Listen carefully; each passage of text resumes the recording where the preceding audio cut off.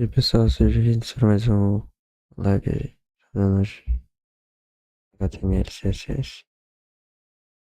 Vou continuar vendo essa videoaula aqui até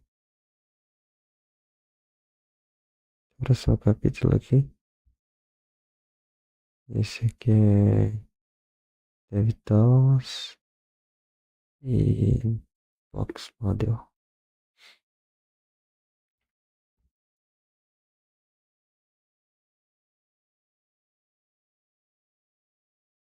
Parece da hora. É isso. From famous websites that you can try to copy. This time we're also going to copy the hover styles. As always, you can find these solutions and more exercises below the video.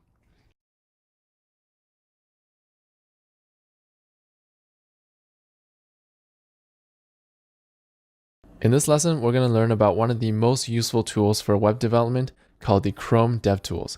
And we're going to use the DevTools to get perfect colors for our buttons.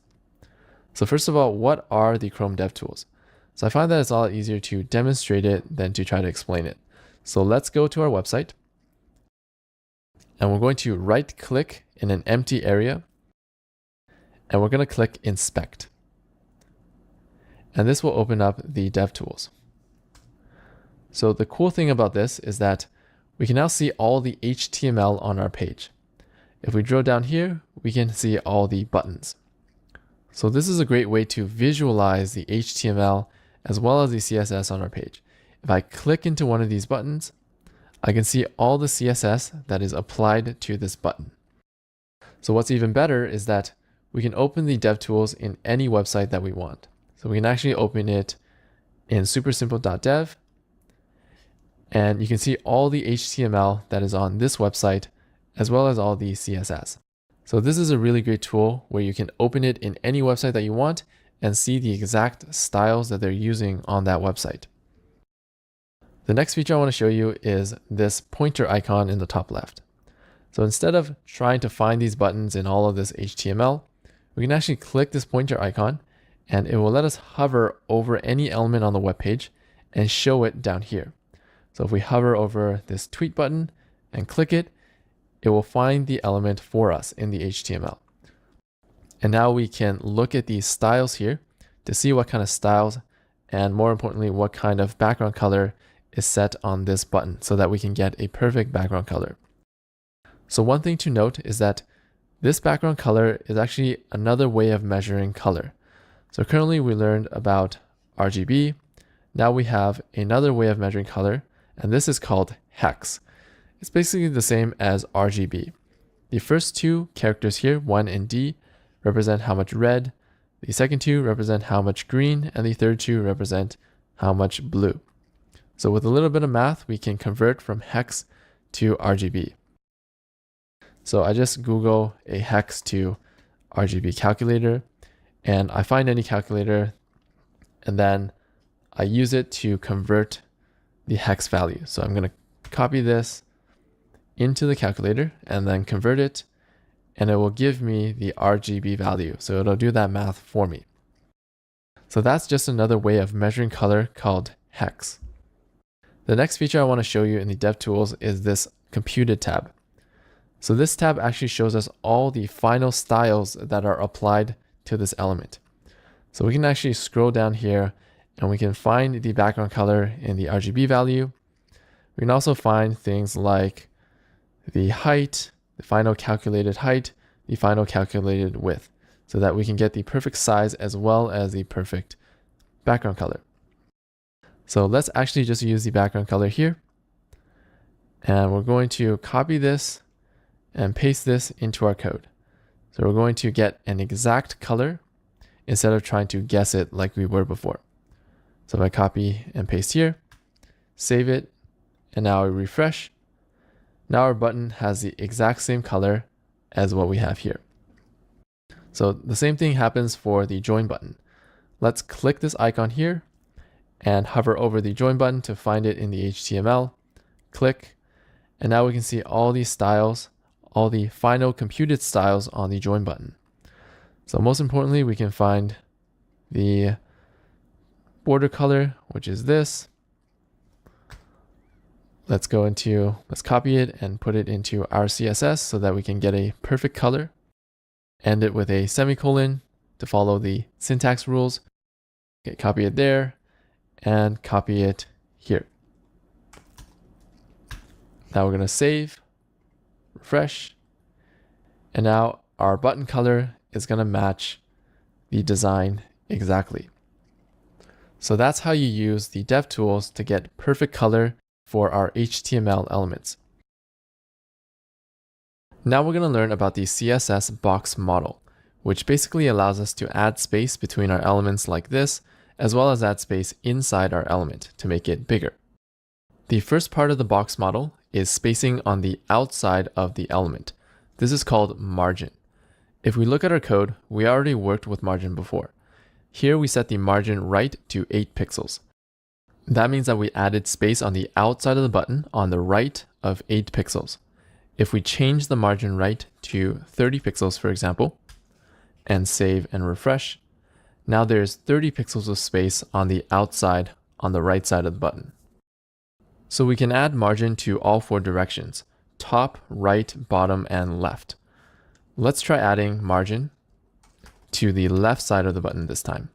We're going to add margin left of 20 pixels. Save it and refresh. And that adds space on the outside of the button on the left of 20 pixels. So that's basically how margin works. It lets us add spacing on the outside of the element. The second part of the box model is spacing on the inside of the element. So basically all the spacing in here around our text. So currently, if we look at our code, we're setting the height and width of our buttons. And this is not actually a good idea. I'll show you why.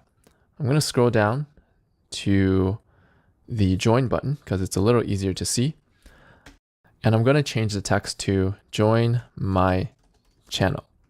Save it and refresh. And you'll notice that the text is actually overflowing the button like this. And that's because if we scroll up, we're setting the height and the width. That means that we're forcing the button to have a height of 36 pixels and a width of 62 pixels. But here, notice that our content is too big. So what we want to do is to remove these lines and save it and refresh the page. And by default, our button actually adjusts the size automatically based on the content. So now instead of setting the height and the width, we're going to achieve the same thing by adding spacing on the inside of the button. So the spacing on the inside of the button is called padding. Let's go into our code and give it a try. So we're going to add padding -left of 30 pixels. Save it and refresh. And you can see that padding adds spacing on the inside of the button. And just like margin, we can set padding in all 4 directions. So let's try adding padding -top to 20 pixels. Save that and refresh. And now you can see that we added padding on the top by 20 pixels. So we can actually use the Chrome Dev tools that we learned earlier to visualize the margin and padding of our elements. Let's go into a blank area of our webpage, and we're going to right click and inspect, and then click this top left icon, and then click our subscribe button. So I'm going to drag this down, and then we're going to go into the computed tab. So this section is basically the box model. We have our margin, which is the space on the outside of the element. You can see that highlighted in orange.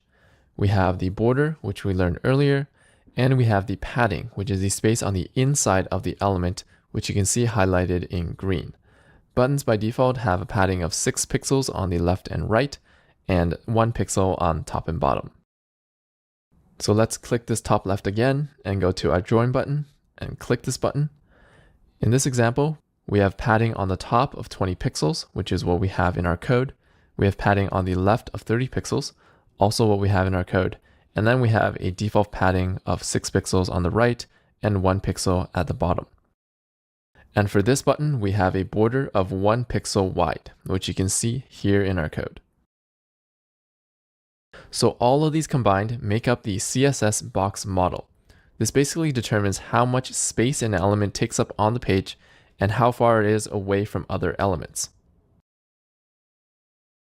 So now that we learned the box model, we're going to use it to recreate our design here. So currently, if we look at our code, we're using height and width. Let's replace this with the box model. Let's get rid of this and save it and refresh. And now our button's back to what it was before. And now we're going to add padding to this button so that it matches the design at the bottom here. So let's add some padding dash top of 10 pixels. So we'll add spacing on the inside of the button at the top here of 10 pixels. We're also going to add padding dash bottom of 10 pixels. So let's save that and refresh. Okay, so now we have space at the top and bottom. So that looks pretty close. We're also going to add space on the inside on the left and right. So we're going to add padding dash left of 16 pixels and padding on the right of 16 pixels. So let's save that and refresh. And I think this looks close enough. So using padding, we added spacing on the inside of our button. And the good thing about this is that if we change the text like this and save it and refresh, the button will resize with the text, but it will keep the spacing on the inside. So using padding is a better alternative to height and width. So let's save that and refresh the page. And let's actually move these buttons back closer together. So currently, if we scroll up, we have margin on the right of 30 pixels. So spacing on the outside of the button on the right of 30 pixels. We're going to change it back to 8 pixels so that it's closer like we have in our design. Save it and refresh. Okay, so that looks pretty good. Now, one thing you'll notice is that our buttons are not aligned with each other. So the join button is all the way at the top, while our subscribe button is a little bit below. So why is this happening? By default, the browser tries to align our buttons based on the text. So notice that the text is in one line like this. So that's the default behavior of the browser. This is because browsers in the beginning were mostly text-based. Now to override this behavior and align everything to the top like we had before, we can go into our CSS and we're going to add a property called vertical-align. And we're going to set this to top. So instead of aligning the buttons based on the text like this, we're just going to align everything to the top. If we save that and refresh, now the subscribe button is aligned to the top, which is right there. Let's do the same thing for the tweet button. We're going to scroll down and we're going to add vertical-align top here as well. Save and refresh. And now everything's aligned properly again. Now let's work on the join button. I'm going to scroll down and remove this extra text here. Save it and refresh. And now we're going to go to our CSS for the join button. So I'll scroll up to right here and we're going to adjust the padding. So let's actually just borrow the padding from the subscribe button because they look pretty similar. So I'll scroll up here and copy these and just move them down to the join button right here. Save that and refresh. Okay, so that looks pretty good, except our join button looks a little bit off. It looks a little bit taller than our subscribe button. And that's because the border actually adds a little bit of size to this button. So it adds 1 pixel on the top and bottom. That's why this button is taller than the subscribe button. So to compensate, we're actually going to reduce the padding at the top and the bottom by 1 pixel. Save it and refresh. And now they're the same size. We have 9 pixels of space on the inside plus the 1 pixel of the border width. And that matches the 10 pixels of space on the inside of the subscribe button. And I'll leave changing the tweet button up to you as an exercise. So that is the CSS box model. Every element can have spacing on the outside called margin, space on the inside called padding, as well as a border.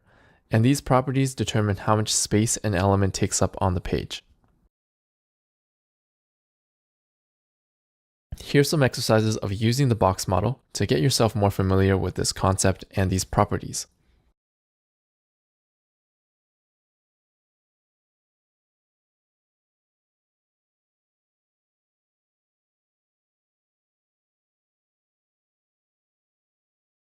For most of the course, we've been working with buttons. In this lesson, we're going to work with text, and we're going to learn how to style text. So just like our button lesson, I've created an exercise that we can practice with text. So we're going to go to supersimple.dev/exercises/text. And now we have some text from YouTube and Apple that we're going to learn how to copy. So first of all, let's create a new HTML file where we can focus on practicing text styles. So I'm going to go here and create a new file, and let's just call this text.html. And now we're going to open this file in our browser. So open the folder that contains our code and right-click, open with Google Chrome. I'm actually going to put this up here. All right, so now we're ready to begin. If you've ever written a text document before using something like Google Docs or Microsoft Word, you've probably seen something like this. This is a toolbar that allows us to change the style of our text. We can change the font, the text size, we can make it bold, we can center it, etc. In CSS, we have a style for each of these things. Let's go to our code, and we're going to first start by creating some text on our page. So let's first create a paragraph. And then inside our paragraph, let's start with the text here. So I'm going to copy and paste this into our paragraph. And I'm just going to reorganize the code a little bit and save. Remember that in HTML, these extra spaces and new lines don't matter. Now refresh the page, and we have our first paragraph that we can practice with. Next, let's create a style element so we can write some CSS code. Now we'll set a class on this paragraph so that we can target it in CSS. Class equals video-title, because this is a video title that I copied from YouTube. So let's save it and refresh. And now we can start targeting this paragraph in our CSS. So remember, we're going to start with a dot to target a class, and we're going to target video-title. So the first thing we're going to change is the font. To change the font, the CSS property is font-family.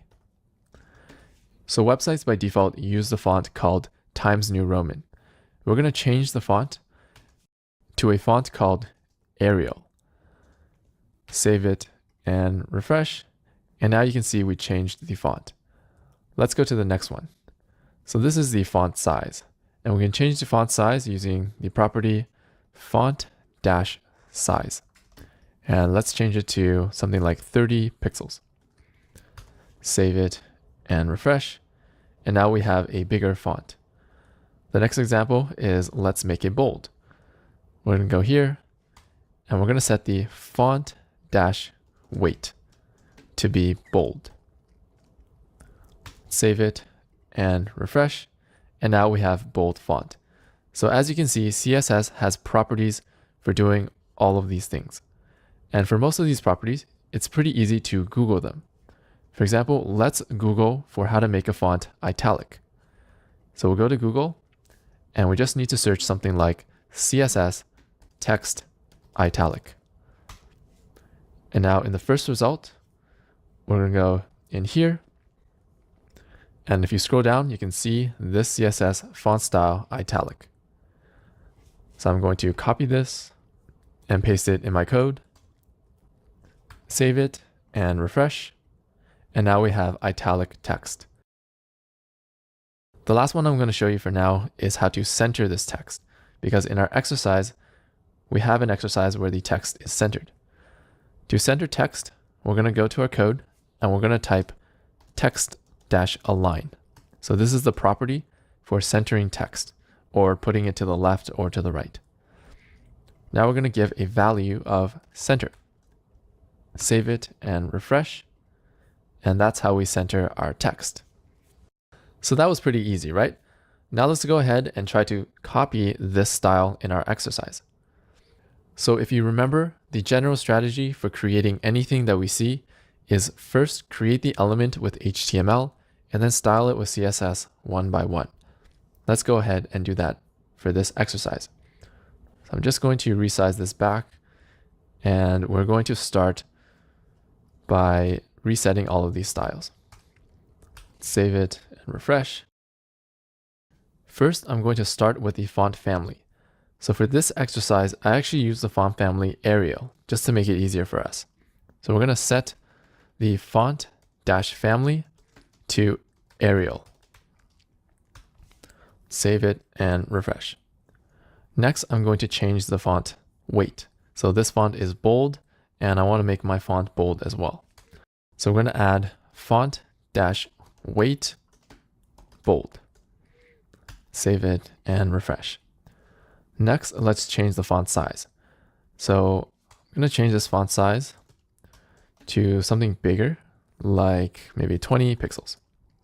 Save it and refresh. And it looks a little too big compared to the design. So let's tone it down just a little bit, maybe 18 pixels. Save and refresh. Okay, so I think that looks close enough. Next, you'll notice that this text sort of wraps around to a second line, while ours doesn't. The way to make this happen is we're going to set a width on this title.